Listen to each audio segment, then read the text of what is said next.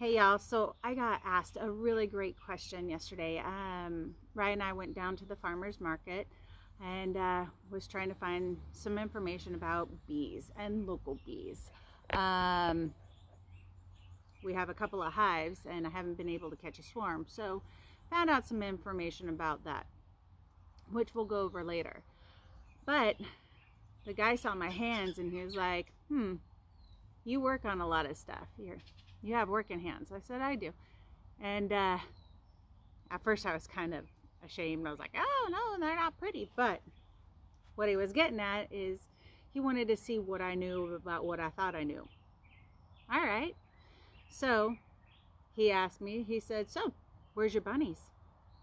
And I said, oh, they're by the house. Skimmed over and I said, you know, I have the Nigerian goats and chickens. And he's like, where's your bunnies? And I said, they're by the house. I didn't catch on right away, but he was testing me. So here was the test. He says, well, why do you have bunnies? And I said, for fertilizer. And he was like, oh, okay.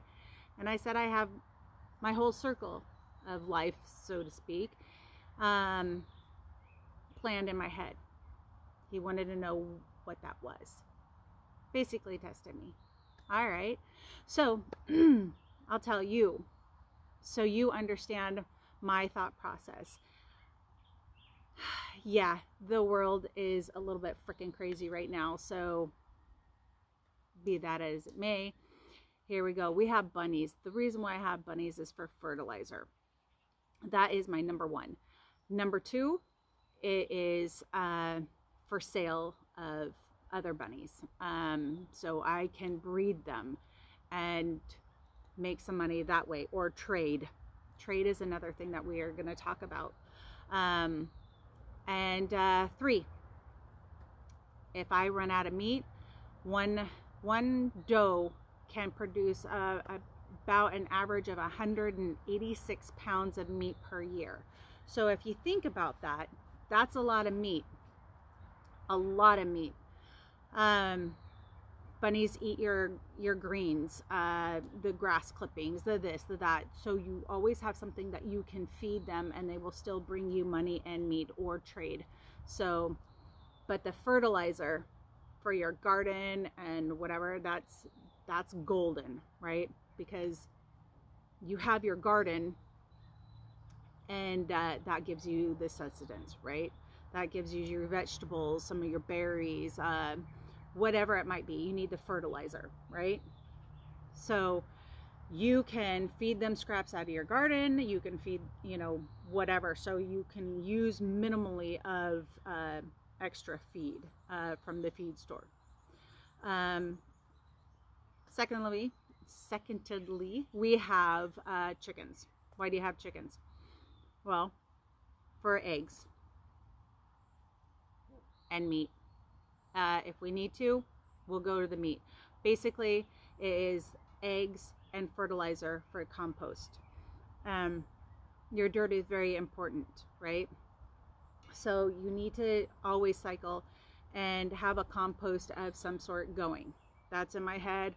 That compost goes into my garden. Garden feeds me vegetables. Are you getting where I'm going with this, right? So you can use one to another. So we have the eggs, we glass eggs, we store eggs. We have an incubator so I can make more babies, more chicks if I need to. So we have chickens. Thirdly, we have the goats. We have Nigerian goats, and the reason why I chose, Nigerian goats is because their milk is sweeter, it's creamier, it's 6 to 8% fat instead of like cow's milk, which is a lower fat content. The fat separates more in cow's milk, which is convenient if you want to skim for butter and stuff. But goats, obviously they eat greens and garbage things that are going around. Thirdly, I can breed them, right? So we get the milk, we get basically shrubbery and garbage. Sorry, I have a tickle on my throat. Eaten down, and then breeding them. An average doeling, and this varies depending on what it is, what the breed is, and if they're certified or whatever, but $300, $350 per doeling. Okay, on top of all your buttermilk and cream and all that kind of things. So we will have our we'll breed those as well. So we're breeding bunnies, chickens, and goats, right? So those are trade value. They also have cold poop like the bunnies. I touched on this a little bit before. Cold poop goes directly into dirt. Hot poop that comes out of like chickens or cows goes into the compost.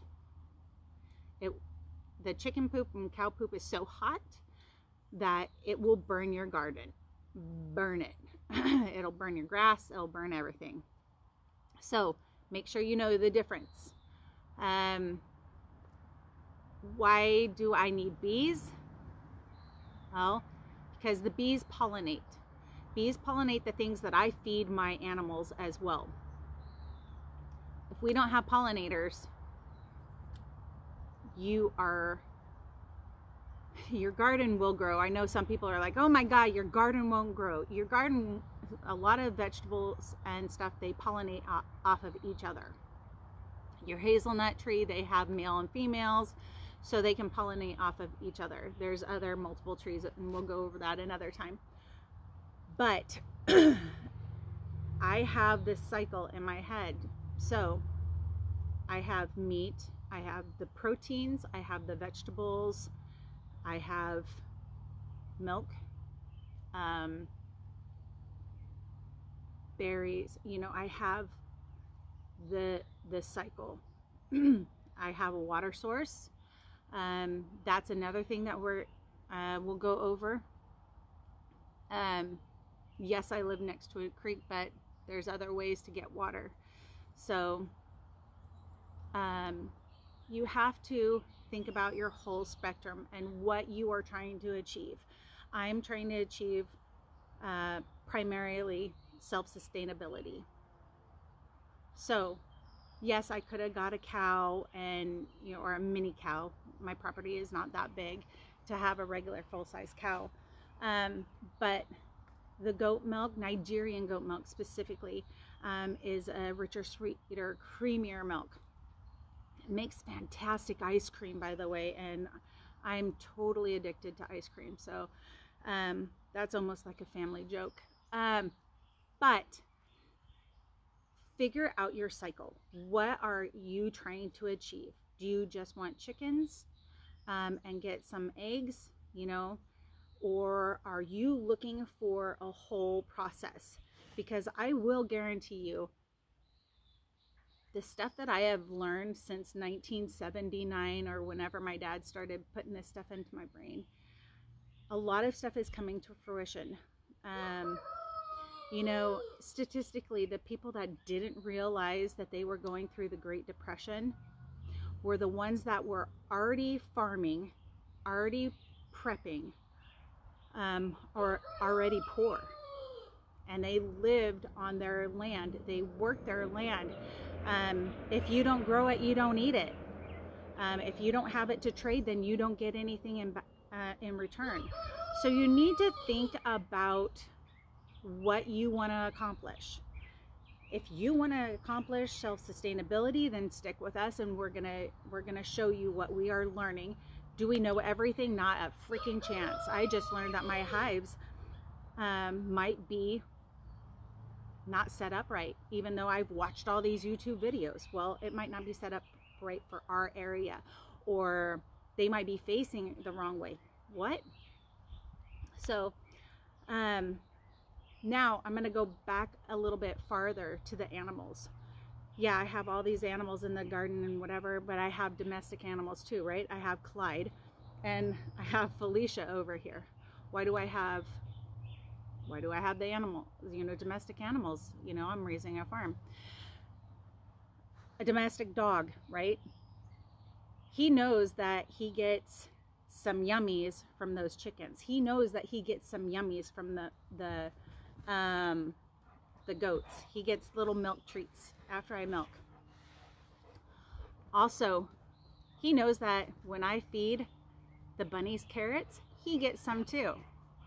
So he's protecting and watching all of these people. Now I have a cat. Well, why do I have a cat? Because, well, she is supposed to be a mouser. She's supposed to protect from rodents. I needed her to be a little more on the ball last winter, but she was a little lazy. That's another little teaser towards my bees. So she's getting there. She's not supposed to bring in the hummingbirds, but she's learning. She's learning. She brought me, I caught her with a couple of mice. So now I know. You live out in the country, you're gonna have mice, you're gonna have the rodents, you're gonna have whatever. But your domestic animals, they will protect your chickens, your, you know, they keep predators out of your yard. And that's what you need to have that in your full circle. Because you can't sit out and watch for a bear or possums, skunks, whatever, all the time. Recently, my girlfriend just lost all but I think a couple of chickens because a bear ripped apart her coop. It was a very tragic loss, and she was really devastated. She's like me, she gets close with her animals. So now, in all that confusion, you kind of understand where I'm going with this, and my little pea brain is off in la la land, right? Conspiracy theory? No, but I pay attention. You should too. And with that, I'm going to tell you, like, subscribe, hit the dingy dong, do all those things. Come back and visit us again. We'll show you some more things. And thanks for joining the Sassy one. May love, peace, and blessings fill your life.